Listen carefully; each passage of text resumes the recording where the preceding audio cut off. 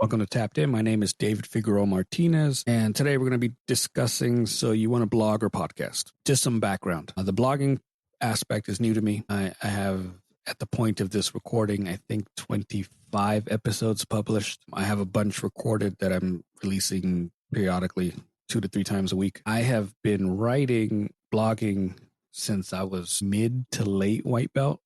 I've been doing jiu-jitsu about 14 years. I think I started with a Twitter account, Jiu-Jitsu Journal. I also had a blog with that same name right around that same time. I fell in love with, I've always loved writing, but I fell in love with writing about jiu-jitsu at that time. And then at one point I fell out of love with it. A lot of things happen. Writing is time consuming at times. And sometimes you fall into a rut and you don't know what else to write about. And that's all natural. Some things you need to consider as you dive into this. Do you actually have something to say? Do you want to speak just for the sake of speaking? Because everyone has something, and I use everyone loosely. But there's a lot of people who have online content, blogs, podcasts, social media, and it feels like that should be the next step for people. And I don't think it needs to be. There's plenty of people who do jiu-jitsu or do whatever and don't have any online presence whatsoever. They don't have a goal of making money off of any of their hobbies. They just enjoy them. Perfectly fine. Then there's people who decide that I want to start maybe helping people. Helping has to be your guiding light. So if helping is your guiding light, generally speaking, you'll have a sense of clarity on what you want to discuss. If it won't be driven by just wanting to talk or write. It'll be driven by issues that you encounter, that your students encounter, that training partners encounter, that you want to shelve or delve into and give light of. Can you say something useful, honest, and necessary, and most importantly, consistently? Like I said, I have written for a long time, and then there was a long pause where I didn't write at all. That was on me. Just a lot of things going on, and I fell out of love of writing. And then there were moments, large stretches where I was stressed out because of jiu-jitsu, and it just wasn't a healthy position to be in to write. So I just didn't write. Last year, I want to say 10 months or so, I've really loved getting back into it. And if you follow my blog on Substack, Choke Point Chronicles, I'm writing pretty consistently. And I've been doing it for, I think, since November-ish. And it's been a lot of fun. I fell in love with writing again, and I'm super passionate about doing it. So I write regularly. I'm posting 1 to 2 articles a week. So there's a heavy consistency. I'm not writing for the sake of writing, so I don't feel like it's a job. It really does feel like I'm so far ahead that I have a bunch of articles in drafts that I have to work through, and I post based on maybe something that was happening at that point in time or whatever it might be. The other thing that we have to kind of discuss within this realm is if no one read or listened, would you keep doing it? And there's 2 sides to that. One, either maybe the topics that you're writing and talking about are not important to people, which can happen, or you haven't been consistent enough to create any form of acknowledgement or interest. There's going to be a long stretch where you're speaking and talking into a void. And it all depends on how you approach it. It all depends on how far you can ignore the void.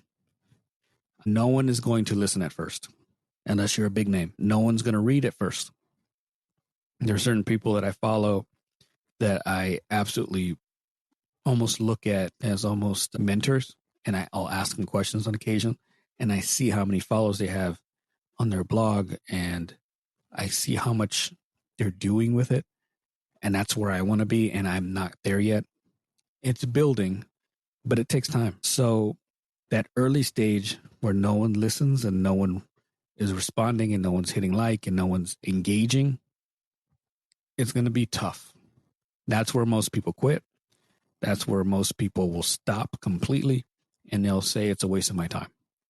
And for many of us, maybe it is, but you'll never really know unless you get past that stage. And what helped me, the framework that helped for me was whatever I'm writing or I'm posting in blogs or publishing as a podcast, whatever I'm doing, when it finally gets traction, I'm going to view those as back catalog that are going to be evergreen style entries. Most of what I write or post now can help someone regardless of whether you read it today, yesterday, or 5 years from now. Jiu-Jitsu is not going to change that much. I don't write necessarily about current topics, although I do from time to time. Those are small segments. Most of what I'm covering, again, is evergreen topics that a generation or two from now are still going to be relevant within Jiu-Jitsu, because the struggle of learning something new is the same across the board. Doesn't matter if it's the piano, the guitar, painting, learning a new language. It's all the same type of setup, and the things you have to do are the same. The art or the skill set is different. So if I can continue to write at that level with that in mind, it doesn't matter how long it takes me to get to a certain level. The back catalog will be worth it at some point and will help someone along who then encounters it tomorrow and realize, oh, he has 50 articles that I can go through about various topics. Oh, I'm going to follow this. It's going to be huge for me. So frame it that way. Adjust what you're discussing and writing about. If you're someone who wants to write about or discuss common or current topics, by all means do that. Just understand that it's a different setup and a different element. And if I watch a blog topic, or if I read a blog topic or listen to a podcast about something very specific, like let's say UFC BJJ, I'm not going to give a shit in a year. Like none of that is going to be beneficial for me a year from now. So as someone who's consuming that content, it ages and it doesn't help. It dies on the vine, if you want to put it that way. It's important to know who you're talking to. You're not for everyone. And that's a huge feature, not a bug. It's really important to understand what your preferred audience is. And for me, I want to help white and blue belts foremost. It doesn't mean that I don't want to help purple up, like I do, and my content will help anyone. But my focus has always been white and blue belts, because they, in my opinion, need it the most. So when I am speaking or writing, that's who's in front of me. So oftentimes my subject matter is on the simpler side. It's not super complicated. I don't dive into these super intricate techniques, and it's all about how do I framework what you need most at the fundamental stage and how I can get you to the more advanced stage. Because once you get there, you can adapt your own processes and systems and approaches. But when you don't have any of that in place, you're in a void. And my job or my goal is to make sure that those people make it further along and stick with jiu-jitsu. So again, speak to someone, not everyone, even in the jiu-jitsu community. Like, yeah, I want to help everyone. But there's a very, very, like I said, there's a very specific person that I'm speaking to. And that's the white and blue belt versions of me. The ones that had a lot of doubt, the ones that couldn't figure things out, the ones that were having such a hard time creating systems and mental approaches and all these other things that sometimes don't get talked about enough at jiu-jitsu academies. And another thing, are you willing to learn while doing this? That is a massive aspect of this. Your first 5 to 10 episodes or blog entries are probably going to suck. They're not going to be as good. You might think they're worthy, you might think they're good. You didn't put them out thinking that they were bad. But you start to learn, especially with writing. In the beginning, I would write longer form. And then as I got a little bit more seasoned, I decided to make things shorter. Like if you go over to, Choke Point Chronicles, most of the articles are under 5-minute reads. They're more like 3. And there's a lot of bullet points, specific areas that I want people to focus on or consider. And then they go about their day. I don't want to give them anything that requires them to spend a lot of reading time. One, they're going to miss a lot of portions of it. And two, we have short attention spans. We got a lot of things going on. And when I catch your eye, I want to be able to give you the information right away. It's the same way that I'm doing Tapped In. Most of the episodes are anywhere from 12 to 18 minutes long. Some of them are a little longer. I have some shorter ones, but that's usually the range that I'm in. And I tried to keep that within the typical or average commute for someone in the States. I wanted to be able to plug in on a specific time period where you don't feel like you have to stop what you're doing to listen. If you can put it in while you're driving to work, to the gym, home, and be done with it by the time you get home, I'm happy.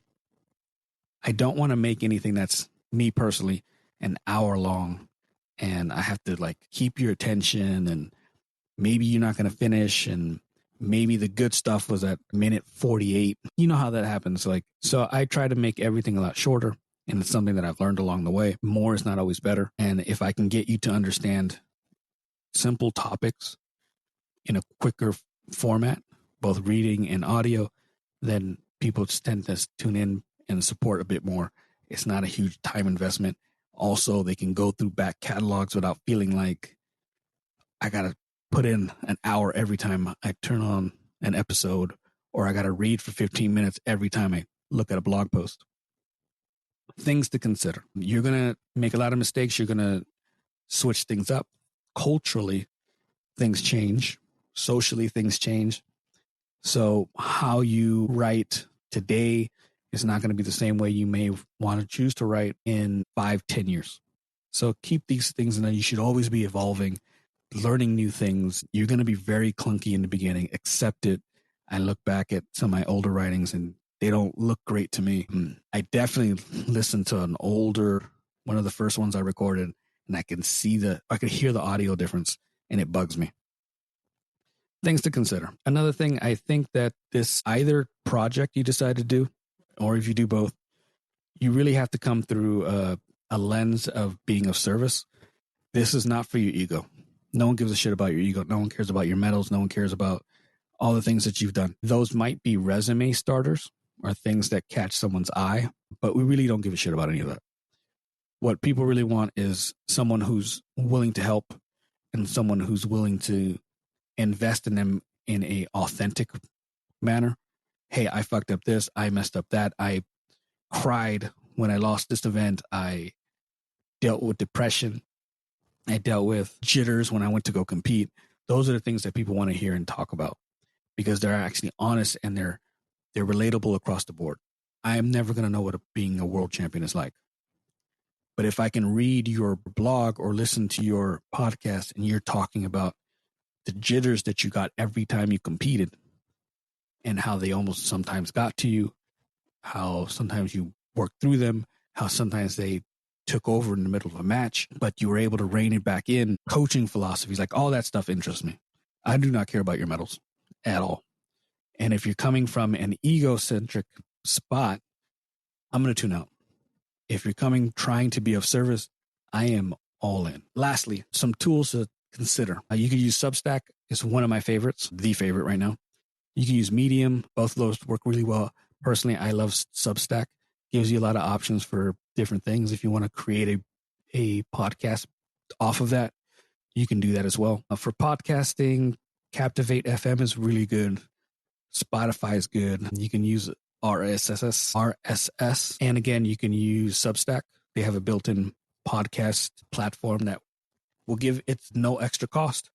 And it gives you a lot of simple features of posting it, artwork, you can schedule.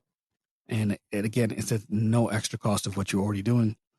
If you want to get a little bit more in depth with like statistics and you want to look at how it's doing and how it's trending, I recommend Captivate FM. For recording, I am using Riverside FM. Most of the people I know that are podcasting right now are using it.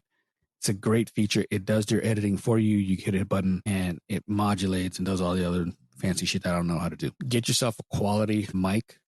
I had a cheaper mic and I can hear the difference. The older one, or the first one that I got, just the quality was bad. I ended up borrowing a mic from a student of mine, and I can hear the vast difference.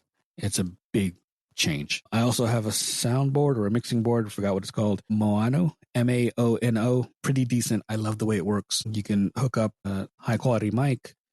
You can have 2 headsets. If you were interviewing someone else, there's sound effects that I haven't used, but it wasn't expensive. I think it was just over 100, I think. So get the things that are going to be within your budget. Understand that maybe this is just a hobby, so you don't want to go overboard. If this becomes something that you want to do, you could always scale it up.